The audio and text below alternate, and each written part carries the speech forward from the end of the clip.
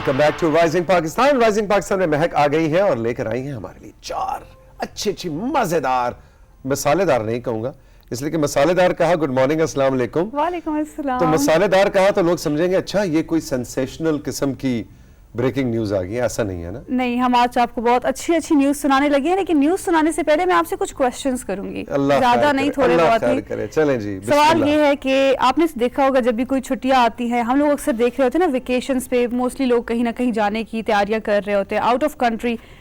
कितनी दफा आपने ये देखा है कि बाहर से लोग पाकिस्तान आना चाह रहे हो? बहुत दफा।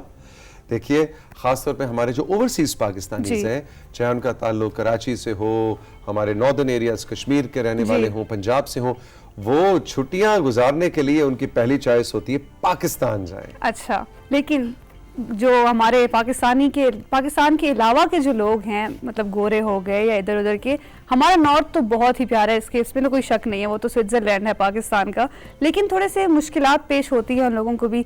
तो आज की जो पहली गुड न्यूज़ है वो मैं आपको ये बताती चलूँ कि 14 अगस्त को सिर्फ पाकिस्तान ही नहीं आज़ाद हुआ, बल्कि इस दफ़ा 14 अगस्त को एक और भी तारीख रकम हुई है। वो क्या जी? वो ये है कि स्कर्दू का एयरपोर्ट अब इंटरनेशनल एयरपोर्ट बन चुका है। यानी बैरुल अक़वामी परवाज़ें स्कर्दू में लैंड करेंगी। हाँ जी, पहली लैंड हो चुकी है 14 अगस्त को। वाह जी वाह। हाँ जी, दुबई से आने वाली फ्लाइट जिसमें 80 पैसेंजर्स थे, 14 अगस्त को पहली इंटरनेशनल फ्लाइट स्कर्दू लैंड कर चुकी है। वाह जी वाह, जबरदस्त। हाँ, यानी कि अब ये जो हमारे टूरिस्ट हैं वो देखिए जी, इस्तकबाल हो रहा है। हाँ उन 80 पैसेंजर्स का। ये क्या हार शार पहनाए जा रहे हैं? जी, मैं आपको बताऊं कि जो लैंडिंग हुई है, क्योंकि इतना एक अच्छा हिस्टोरिक मोमेंट हुआ था, तो उसमें लैंडिंग कुछ ऐसी हुई कि PIA के जो CEO थे उन्होंने पायलट को वेलकम किया और वहां उसके बाद पाकिस्तान का झंडा लहराया गया और गिलगित के जितने भी उनके कल्चरल गिफ्ट्स वगैरह हैं वो पहनाए गए पैसेंजर्स को। गिलगित बिल्तिस्तान के, हाँ जी, बिल्कुल। तो बड़ा अच्छा एक मोमेंट सा क्रिएट किया गया था। ऐसा नहीं था कि बस जहाज आया, लैंड हुआ, तो उन्होंने उसको प्रॉपर सेलिब्रेट किया। और हमारे टूरिज्म के हवाले से साथी बहुत अहम एक इनिशिएटिव है, इसलिए कि पहले ख़ास तौर पे जो यूरोप से या दूसरे दुनिया के कोनों से जो सयाह आते थे हमारे नॉर्दर्न एरियाज जाने के लिए, उनको पहले हमें ज़्यादातर देखा गया कि वो पहले इस्लामाबाद लैंड करते थे या लाहौर लैंड करके इस्लामाबाद, और फिर इस्लामाबाद से या तो उनको अलग से फ्लाइट लेकर स्कर्दू जाना पड़ता था या गिलगित या बाय रोड जाना पड़ता था।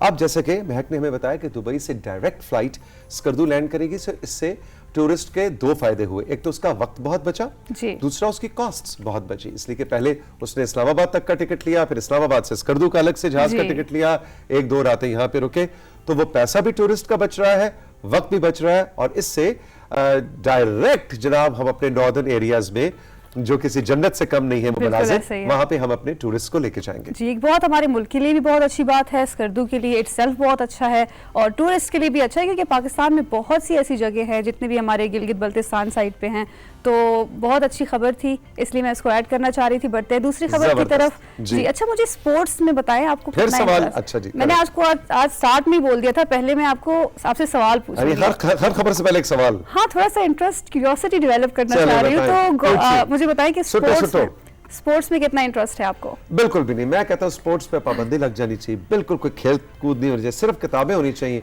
और सब बच्चे जो है फर्स्ट आए क्लास में। अच्छा, एक ऐसी स्पोर्ट जिसके बारे में मैं अक्सर सोची थी, तो मैं कहती थी कि क्यों खेलते हैं लोग, मतलब इसमें क्या है? गोल्फ के बारे में मैं बात कर रही हूँ। अच्छा। समझ में नहीं आता था कि बस ठीक है। आपको तो लूडो भी समझ नहीं आती, आप उस दिन मुझे बता रही थी कि अच्छा? हाँ, इनको तोड़ का नहीं पता लूडो में कि तोड़ करना होता है ना जी, सबको पता है ना लूडो में तोड़ क्या होता है। हाँ, ऐसे ही चली गई थी, सबको पता, घर ऐसी चली गई थी, तो मुझे कहते हैं किधर जा रही हो, मैंने कहा घर जा रही हूँ। मैंने कहा तोड़ किया नहीं, कहती वो क्या होता है, मैंने कहा या अल्लाह, जिसको लूडो के तोड़ का नहीं पता वो कैसा पाकिस्तानी है। जी जी, अच्छा चलिए मैं आपको बताती हूँ कि गोल्फ मुझे बहुत ही बोरिंग सी लगती थी, लेकिन फिर जब मैंने इस पे थोड़ी रिसर्च की तो मुझे पता लगा कि नहीं, इसको मैं जितना बोरिंग समझ रही हूँ ये उतनी ही मुश्किल गेम है, बहुत कंसंट्रेशन चाहिए होती है, क्योंकि बाकी जो हम गेम्स वगैरह खेलते हैं चलो हमें कुछ ना कुछ पता है, लेकिन गोल्फ में बहुत कंसंट्रेशन चाहिए। तो एक हमारे पाकिस्तान के एक ऐसे चैंपियन हैं जिनका नाम है हमजा अमीन, पाकिस्तान से ताल्लुक रखते हैं। ऑस्ट्रिया में होने वाले Austrian national open golf championship जीतकर पाकिस्तान का परचम और कौम का सर फखर से बुलंद कर दिया है उन्होंने। वाह जी वाह। जी, पिक्चर्स आपके सामने शेयर की जा रही है। जबरदस्त, बहुत आपको मुबारक हो। और जनाब गोल्फ वही बात है कि बड़ा सब्र आजमा, देखने वाले के लिए भी सब्र आजमा है और खेलने वाले के लिए तो बहुत सब्र आजमा है। हाँ तो हमजा आपको बहुत बहुत मुबारक हो, we are so proud of you. और जल्द हमजा को हम राइजिंग पाकिस्तान के सेट्स पे बुलवाएंगे और आपकी उनसे मुलाकात भी करेंगे और अब उनसे पूछेंगे कि गोल्फ में ऐसा क्या है जो आप लोग अब चैंपियन बन गए हैं इतना, क्योंकि हमें देखने वालों को नहीं समझ आती, लेकिन वो जब आएंगे राइजिंग पाकिस्तान में तो वही हमें बताएंगे कि गोल्फ में इंटरेस्ट कैसे डेवलप करना है, फिजिक के लिए कैसा है। तो उनसे बहुत से सवाल करेंगे। लेकिन अब हम बढ़ते हैं अपनी आज की तीसरी गुड न्यूज़ की तरफ, जो कि है वर्ल्ड रोबोटिक ओलंपियाड की तरफ से। पाकिस्तान की तारीख में पहली मर्तबा पाकिस्तानी टीम ने नवंबर में होने वाले वर्ल्ड रोबोटिक ओलंपियाड में हिस्सा लिया और वो मुकाबले के लिए क्वालिफाई भी हुए। State of the art AI की सलाहियतों को इस्तेमाल करते हुए पाकिस्तानी टीम ने सेल्फ ड्राइविंग गाड़ी बनाई और फाइनल राउंड के लिए क्वालिफाई किया। वाह जी वाह जी। सेल्फ ड्राइविंग गाड़ी, ये क्या सीन है महक? ये एक गाड़ी AI की सलाहियतों से उन्होंने बनाई है, जो कि आपको पता होगा अभी ऐसे नहीं है कि पहले नहीं बनाई गई है। हमने मूवीज में भी देखा होगा कि गाड़ी खुद से चल रही है, टेस्ला जैसे टेस्ला में होता है, ठीक है। बिल्कुल। तो AI की कुछ उन्होंने टेक्निक्स वगैरह, मशीन लर्निंग, सेंसर्स और ऐसी डिफरेंट टेक्निक्स यूज की हैं जिससे ये गाड़ी सेल्फ ड्राइविंग गाड़ी होगी। यानी हमें ड्राइव नहीं करना, हम बैठ जाएंगे एज ए पैसेंजर। हाँ जी, गाड़ी खुद ही चलेगी। जी ऐसा ही है। नवंबर में इंशाल्लाह मुझे शारा फैसल पे जरा चल के दिखाइए, है ना जी, है ना? मीनारे पाकिस्तान से लिबर्टी चौक तक जरा गाड़ी चल के दिखाए मुझे। अभी ये देखिए नवंबर में मेरी रोड रावलपिंडी पे जरा आए ना, सदर से लेके फैजाबाद तक, फिर मैं मानूंगा। मैं जो है ना इनके जिन्होंने बनाए हैं, जो तालिब इल्म हैं, टैलेंटेड मोहम्मद हादी है, अयान वकार और अली सैफ को मैं जरूर बोलूंगी कि जितने भी इन्होंने हमें एवेन्यूज बताए हैं, आपने इन्वेंशन तो कर दी है और इंशाल्लाह इसकी एग्जीबिशन नवंबर में होगी, लेकिन टास्क तो ये है कि जितने भी आपको जगह बताए यहाँ चला के दिखाओ।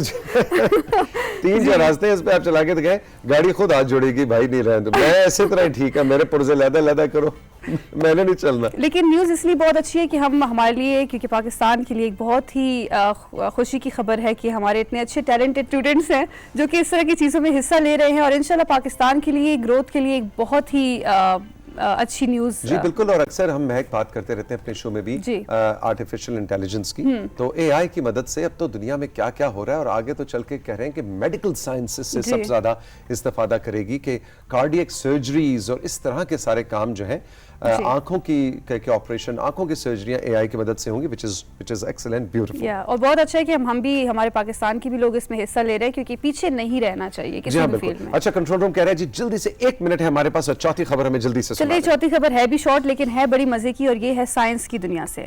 बहुत सी ऐसी बीमारियां जो कि पीछे से चलती आ रही थी और बहुत सारी बीमारियों का कोई इलाज नहीं होता था, लेकिन विद टाइम बहुत सी डेडली डिजीजेस का भी साइंसदानों ने इलाज निकाला। लेकिन जॉन हॉपकिन यूनिवर्सिटी के साइंसदानों ने एक एक्सपेरिमेंट किया जिसमें उन्होंने एक जेल की तख्लीक की जो ब्रेन कैंसर सेल्स को मुकम्मल तौर पर ख़त्म करता है। इन्होंने ये एक्सपेरिमेंट माइस चूहे के ऊपर किया जिसमें 100% जो उनका ब्रेन कैंसर था वो ख़त्म हो चुका था। तो अब साइंसदानों के मुताबिक कि जो हाइड्रोजेल है ये सर्जरी के मुकाबले में ज़्यादा इफेक्टिव है, क्योंकि ये लिक्विड फॉर्म में होती है, तो जो कैंसर की जड़ें होती हैं उसके अंदर तक ये जाता है, जो कि बाज़ औक़ात ऐसा होता है कि सर्जरी में मिस आउट हो जाता है कुछ ना कुछ, लेकिन ये जो जेल है ये जाके बीमारी को जड़ से ख़त्म करने में मदद करेगा। जी।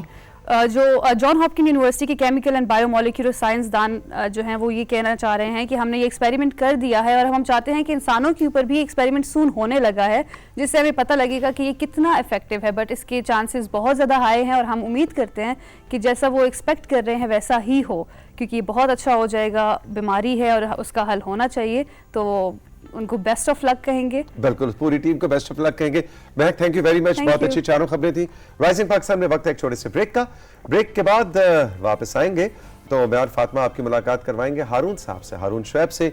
उनका सेगमेंट भी बहुत दिलचस्प है। और फिर शहाबुद्दीन आ रहे हैं पेशावर से, एक बहुत ही यूनिक और अमेजिंग स्टोरी है जो आज हम फीचर करने जा रहे हैं राइजिंग पाकिस्तान में। रही मेरे साथ।